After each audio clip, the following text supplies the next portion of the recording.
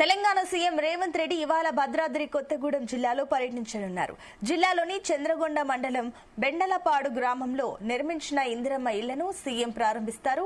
బెండలపాడుకు రాష్ట్ర ప్రభుత్వం 310 ఇందిరమ్మ ఇళ్లను మంజూరు చేసింది. కొన్ని రోజులుగా నిర్మాణాలు జోరుగా సాగుతున్నాయి. ఇప్పటివరకు 57 ఇళ్లు పూర్తయ్యాయి.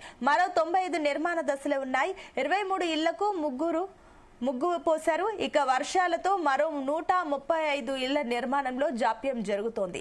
కాగా పూర్తి అయిన ఇళ్లను సీఎం రేవంత్ రెడ్డి ఇవాళ ప్రారంభిస్తారు. సీఎం రాక సందర్భంగా అక్కడ ఏర్పాటు జోరుగా సాగుతున్నాయి. ఇక ఇందిరమ్మ ఇళ్లకు తోడు మౌలిక వస్తువుల కల్పనపై కూడా అధికారులు దృష్టి పెట్టారు. సీసీ రోడ్లు, వీధి దీపాల ఏర్పాటు దాదాపు పూర్తయ్యాయి.